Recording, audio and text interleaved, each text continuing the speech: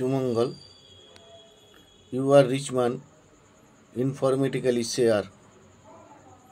প্রত্যেক গ্রহেরই দুরকম ভাব রয়েছে, একটা শুভ আর একটা অশুভ। এটা কিন্তু নির্ভর করবে আপনার বার্থ চার্ট প্ল্যানেটের ওপর।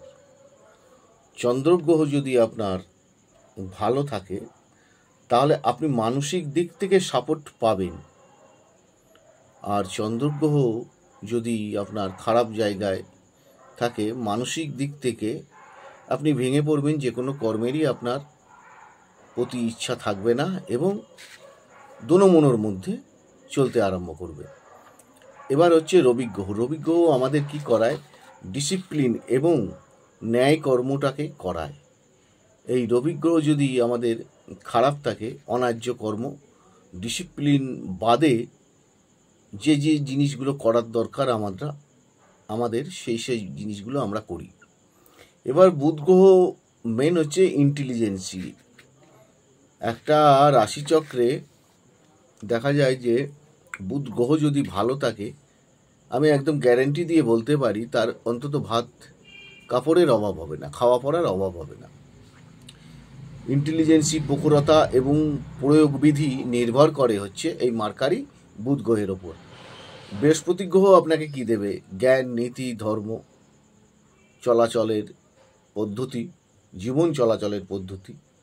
আর ঠিক খারাপ হলে অধর্ম কর্ম দ্বারা, জ্ঞান বিবেকবিহীন কর্ম দ্বারা রোজগার, এইসবগুলোকে নির্ভর করে। এবং ভালো মন্দ যেহেতু দুটো ভাগ রয়েছে, সেই ভাগের কথাই আপনাদের বলছি। আর শুক্র গ্রহ কী করে জানেন? শুক্র গ্রহ সাপোর্ট দেয় আমাদের জীবনে চলার পথে, আমাদেরকে সাপোর্ট দেয় আরেকটা কি জায়গায়? ভরসা জায়গায় ভরসা দেয়।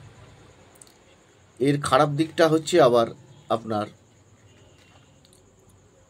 যদি আপনি কোনো মহিলাকে অসম্মান করেন, অশ্রদ্ধা করেন, বাজে রিলেশনের মধ্যে জড়িয়ে পড়েন, তখন কিন্তু দেখা যায় যে শুক্র গ্রহ খারাপ। একটা জিনিস মনে রাখবেন, এই খারাপ বলে আপনি গায়ে সেন্ট বা আতর দিয়ে ঘুরে বেড়াবেন আপনার শুভ গ্রহ ভালো হয়ে যাবে, শুক্র গ্রহ ভালো হয়ে যাবে, তা কিন্তু নয়। এখানে দানের কথা বলা হচ্ছে না। শনি গ্রহ শ্রম, নিষ্ঠা এবং নিয়মকে নির্ভর করে, হার্ডওয়ার্ককে নির্ভর করে। আর শনি গ্রহ খারাপ হলে পুড়ে হয়, কর্ম করতে চায় না, ব্যর্থতা নিয়ে আসে, যে কোনো কর্মে ব্যর্থতা নিয়ে আসে, তার মানসিক দিকটাই ঠিক রাখে না, শ্রম করার ইচ্ছেটাই থাকে না। আর রাহু গ্রহ কী করে জানেন? রাহু গ্রহ যে কোনো উপায়ে শর্ট কাজ করে প্রচুর প্রাপ্তি নেয়ার সম্ভাবনা দেখায়। মানে আমি সেরকম শ্রম না করে কীভাবে টাকাটা রোজগার করব অল্প সময়ের মধ্যে। এই রাহু গ্রহ, এটা ভালো দিক। এই রাহু গ্রহ যদি খারাপ থাকে আপনাকে ন্যায় নীতি পরায়ণ করাবে না, অশুভ পথে রোজগার করাবে এবং বাজে জায়গায় গমন করাবে, আদার্স অন্যান্য ব্যাপারগুলো আছে। আর কেতু গ্রহ হচ্ছে আপনার কর্মের ফলটাকে দেয়, আর হচ্ছে বিশ্বাস যোগায় আমাদেরকে। যখনই দেখবেন কেতু গ্রহ খারাপ, আমরা অন্যকেই বিশ্বাস করতে চাই না, যেন মনের মধ্যে একটা সংশয় ভাব থাকে, এই বোধহয় এই কিছু করে দেবে, আমার ক্ষতি করে দেবে, এর প্রতি ভরসা করব না, এরকম দোনমনো স্বভাবের করায়। আর মঙ্গল আপনাকে যে কোনো কর্মের সাহস যোগায়। আর কি করে? আর লাভটাকে ঠিক দেখায়, দক্ষতা বাড়ায়, লড়ে নেওয়ার ক্ষমতা দেখায়। আর এই মঙ্গল গ্রহ যদি খারাপ থাকে তো আমাদের লড়াকু মনোভাবটাই নষ্ট হয়ে যায়, লড়ে নেওয়ার ক্ষমতা আমাদের থাকে না, সবসময় যেন মনে হয় আমি হেরেই যাব। আর যে কোনো কর্মের প্রতি উদ্যম থাকলেও একদম লাস্টে গিয়ে পৌঁছায়।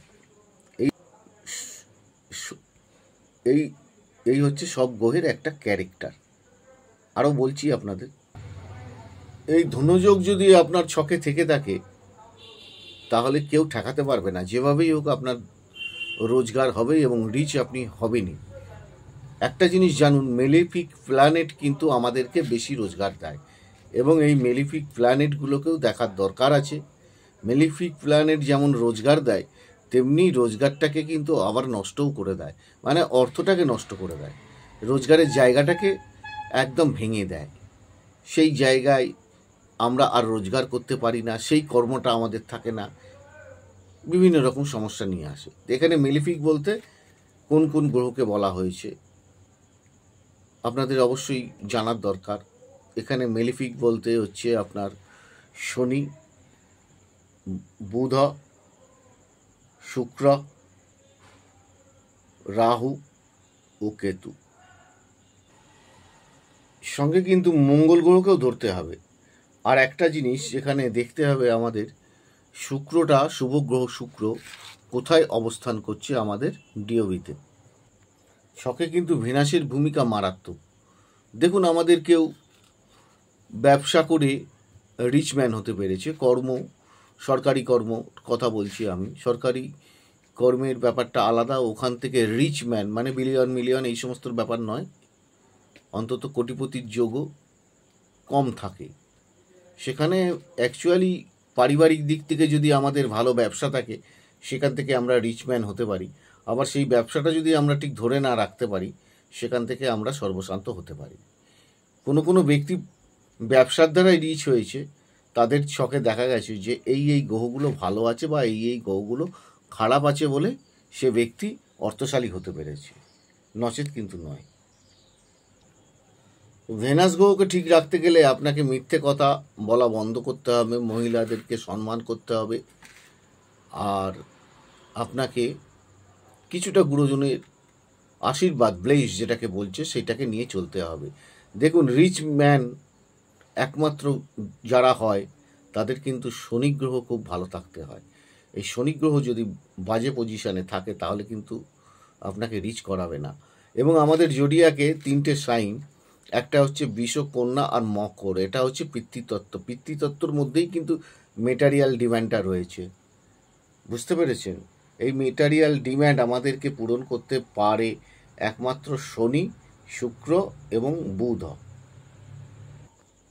এর মধ্যে সুরপতি গ্রহ এবং অসুরপতি গ্রহও আছে। সুরপতি গ্রহ হচ্ছে, আপনি জানবেন, চন্দ্র, রবি এবং বৃহস্পতি হচ্ছে সুরপতি এবং অসুরপতি।